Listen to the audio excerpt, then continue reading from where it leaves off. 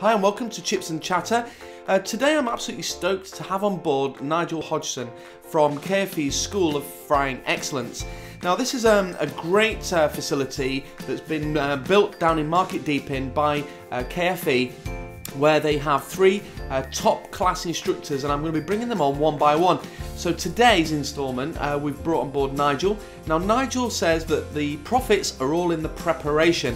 And I think if you spend the next 10-15 minutes listening to what he has to say, he does share with us some absolutely golden advice. So stay in for the whole show, and don't forget to rate and subscribe. Right, thanks for coming on, Nigel. You know, we've had a few technical issues this morning.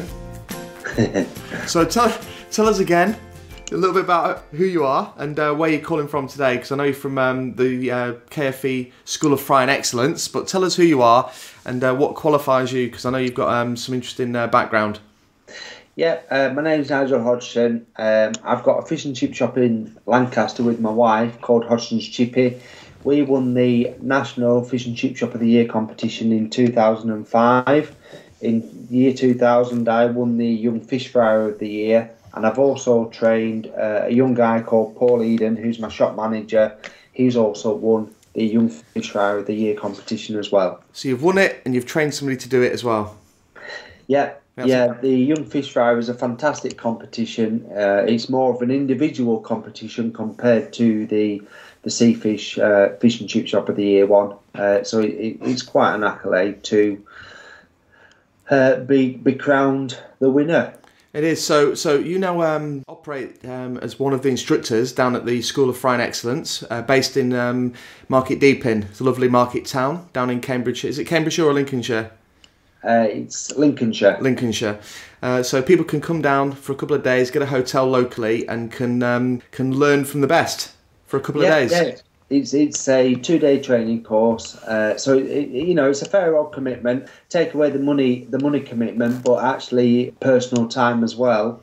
You'll probably be away for your business for definitely 2 days. Yeah. But it's 2 days worth investing, really. And it's open to fish and chip operators, anybody in the fish and chip business, really, from any age, from after they've left school, I presume, up until they drop dead. Yeah, absolutely. It's open to anybody really. We've had young guys there. We've had 18-year-olds that have working in a family business, and we've had experienced fryers there. Some with as much as 30 years experience, but they still felt as though they just wanted to come and just see if they were missing out on anything and what's new to the industry. No, it's a brilliant idea. So obviously KFE have invested a shed load of money to build a purpose-built training school, and they've put in the best they can to teach those skills and experience to people who are new to the industry and people who want to brush up on their skills or just make sure they're not missing out on anything they should know. Now I know when you arrive, can you tell our listeners and readers what they're going to expect? So how the course is divided up and what they sort of would experience on day one? Yeah, on day one, the students will come with introduce ourselves, so that at least then the students knew the background of us trainers. So then we would tend to split the group up into two groups, and one group would stay with the environmental health officer, and she would teach you about the HACCPs and the food and hygiene certificates. That's what you'd be aiming for, the food safety. So you'd actually achieve the level 2 in food safety. Right. So you get awarded that on completion. Yeah, that's on day one. And the other group, because we split the group into two, like I say, and the other group would come into the prep room with myself and Gordon, and we'd teach you the segments on potato preparation, fish preparation, batter preparation, and then we would do the accompaniments, which are the peas, curry and gravy. Fantastic. So it's preparation, everything's in the preparation. Tell us, that's your specialty, that's your forte. So do you want to tell us a little bit about how important preparation is, why it's so important, and maybe you can go into a little bit more detail on each of those different sections? Yeah, I do specialise in the preparation. I love cutting the fish. That's my favourite part of my day at the shop anyway. But I'm a big believer that the preparation room is actually where you make the profit. The frying range is just simply where you cook the food.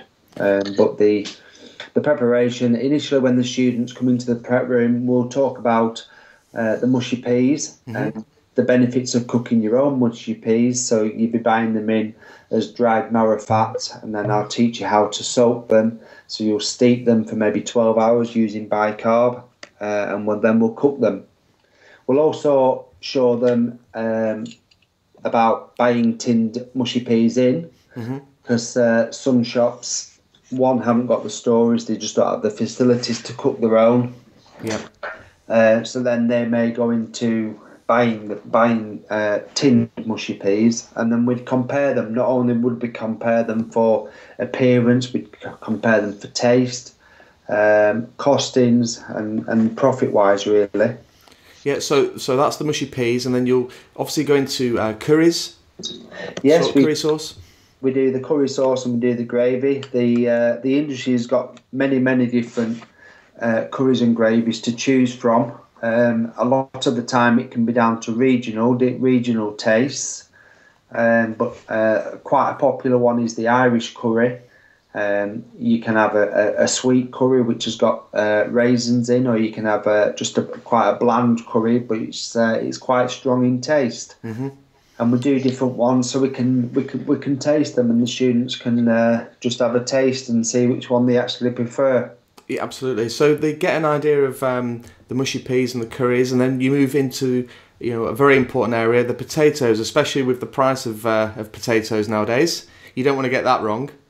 No, the potatoes at the moment, we're paying 3 times what we were paying this time last year, and it's quite easy to lose money on that, if you will. The potatoes realistically are where you're going to make your big bulk of profit, as long as you prepare them right. Yeah, tell us a little bit about that, because I think that's very important. Yeah, I think when your potato supplier initially will bring you a bag of potatoes, and you're going to sample them. Your potato supplier will bring them in, and he'll try to assure you that bag of potatoes, one, will fry golden, two, try and say that they'll peel very clean, they're big in size, there's very few green potatoes in there, but the likelihood that he's telling the truth is quite slim, really. Because they're all salesmen. They're absolutely, yeah, and they're quite good salesmen as well, because the one thing he wants to do is sell you them bags of potatoes. Sure. But a simple test, you can do a diastics test. A diastics you can buy from dry white, or you can just simply buy them from the chemist. And what a diastics will do is test the sugar content in a potato. So simply by doing a 30-second test with a diastics stick, will show to you the fry colour of that potato. Yeah, and just talk us through how what a potential saving that could make. I know it only sounds like 30 seconds, but some people would miss that step and not realise just how much it could cost them. Do you want to just talk us through a potential example of what that would cost you if you got it wrong? Yeah, if you weren't to do the simple diastics reading, then basically you're taking the potato supplier's word as gospel. So not only would you have to have put that potato through the peeler, you will have picked the potato, taken all the eyes off it, any of the scabs and various. Then you would have chipped it, you would have washed it, then you would have treated it with a dry white solution and probably the starch doctor, especially this time of year. Then you would have let the chips stand for an hour to dry, and then you would have taken them through to the frying area. So all that process there, you will have paid an employee at least 1 hour to do that process. So you've got 1 hour's wage bill, plus you've got the bag of potatoes, which probably, I'm paying £12.50 at the minute, and then you've got the electric costs and the water costs. So you've got all those costs that maybe has cost you £20-30 for that one bag of potatoes. Yeah. To do a sample bag. Yeah, a diastics reading would have told you what the fry colour was going to be anyway. Yeah, nothing worse than frying them, realising your mistake and having to throw them away and start again. That's right, because if they don't fry that golden colour, then the risk is if you was going to sell those chips to your customers, one, they're not used to that colour of chip. Two, that customer may not return, so you've lost a customer. Yeah, that's another story, that losing your customers. So moving on from the potato area, they're going to go into the fish preparation, yeah? Yeah, then we'd move on to the fish preparation and we'd talk about the fish sourcing, whereas we'd discuss the benefits of using frozen at sea, or the alternative, which is obviously the fresh species. We'll discuss the different species that you can be using, whether it be haddock or cod or plaice or pollock or hake, and all the various different ones. We will actually try some as well and show the students the different tastes, the different textures of the fish. We will use large fish, whether it be 16 to 32 ounce, or then may go as small as 5 to 8 ounce. Mm-hmm. And we'll show the differences in flake. But then we'll also, on the large fish, we will portion them down to size. At Hodgson's, we use a 6 ounce fillet. So theoretically, if I get a fish that's 32 ounce, we may be getting 5 fillets from there.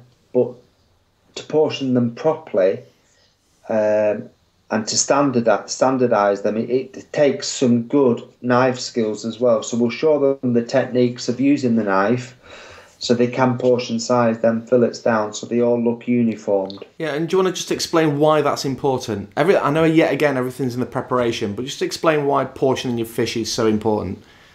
I'm a big believer that to make things uniformed is not only good for profit, but it's actually good for customer satisfaction as well. Because if you've got a row of fish in the hot cabinet, and say if you've got 6 pieces of fish in there, and they're all different sizes, but they all weigh roughly 6 ounce. But if you had 2 customers in the shop, and the first customer came in and said, "Can I have fish and chips twice, please? But can I have fish number 1 and 4?"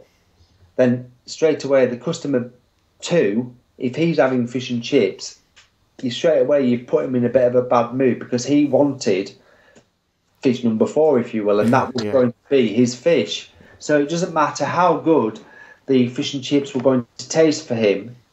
Initially, he was rather peeved, and he felt robbed because that's the fish that he wanted. Absolutely.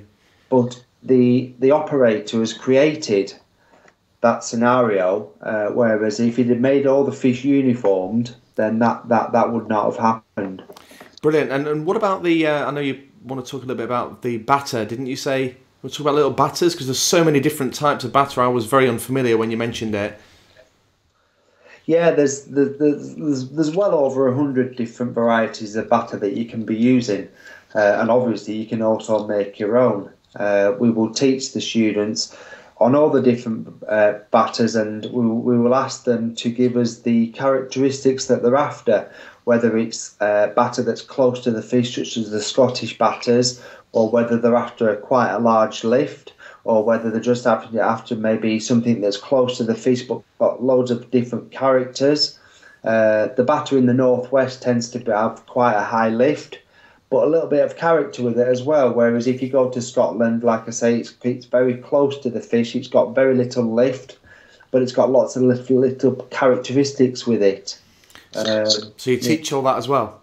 Yeah, we go through all that, and we will actually make maybe six different batters with the students. We'll do a beer batter as well. We'll do a natural batter, and we'll show the difference with a coloured batter where they add food colour into it, like a golden batter. I'm with you. So once they've so you've done the complements, you've done the obviously sauces and gravies, etc.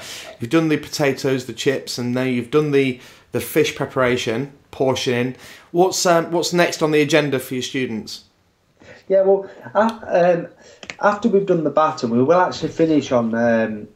We'll do the batter, but to finish on the batter, so it's consistent, we'll show them the benefits of using a thing called a flow cup. Now, a flow cup is a very useful tool, and a flow cup will test the viscosity of the batter. Now, to have consistent batter, the only way to test it consistently is to use a flow cup. So basically, you fill the flow cup up and time it how long it takes to empty. So we at Hodgson's, we use a viscosity of 50 seconds, but consistently we always have the batter at that thickness. That's a good idea. It's a very good idea, and flow cups, the companies like Middleton's and Kerry Foods, they supply these flow cups, so they're quite easy to get hold of. But once we've done the batter, the final thing that we tend to do is to show the students how to get the maximum profit. Obviously, we've done the potatoes with the chips, but then we'll do the fish, and we'll make the traditional Yorkshire fish cakes. From what's left after you've portioned, yeah? Yeah, so once we've portioned the fish down, if there's any fish left over, we'll show them how to maybe do a kiddie's fish, or like a little fish finger, or we'll make some fish kebabs, and if there's anything left over, we'll make the traditional Yorkshire fish cakes. That's a great idea. So that's just finishing that's your side sort of finished there, isn't it, in the prep room? Preparation? Yes, yeah, that's right. So then they look forward to Gordon and Mark in the next two instructors. Yeah, from the prep room, they tend to move into the frying area, and Gordon will discuss the benefits of using a high-efficiency range, and he'll talk about the benefits of filtration and why you must filter, minimum twice a day, really, because the benefits of it, obviously, is it looks after your frying medium, and he'll talk about the difference in frying medium, whether you choose to use beef dripping or you want to go with a vegetable alternative, and they'll talk about the different oils that there are out there to be used, and he'll discuss and demonstrate the difference between frying chips straight through, but also blanching as well. Yeah, so there's an awful lot of information that's condensed into these 2 days. They're long days then. Yeah, they are long days. We tend to start at 9 a.m. and then we tend to run through till 5:30, 6 o'clock, depending on how many students we have on the course. Yeah, so what's the average student sort of course size? A good school size, I like to have between 8 and 10, because then sometimes, depending on the student needs, some demand a bit of a one-to-one, because maybe the new coming into the industry, and they feel as though certain students may not need that one-to-one where we are fish cutting, because they've been used to it. They're coming from a good background that they've been fish cutting for 10 years. Yeah. So once I've shown them my technique, realistically, they've done their job, and they're pushing to move on to the next segment, where Joe Bloggs, he's new coming into the industry, but he just needs that personal touch and that attention to detail. So we will take that student to one side and work with them until they are happy to move on to the next segment. No, that's brilliant. I can't wait to get hold of Gordon and Mark, and hopefully we won't have quite as many technical issues. Yeah. Otherwise, I'll get shot. But Yeah. but I really do appreciate your time this morning and this afternoon. Can you just give people a heads up for where they can find out more information on on the school, where they need to go? Is there a website? Is there a phone number? Yeah. If you want to get any further information on the School of Frying Excellence, if you go to www.kfeltd.co.uk, that's the KFE website, and you'll see a link there for the School of Frying Excellence. Or alternatively, you can just ring the office, and it's 01778 380 448, and choose the option for the School of Frying Excellence. Listen, thank you very much for your time today, Nigel. It's my pleasure. All right, take care now. All the best, mate. Thank you. Bye-bye. Bye-bye. Bye.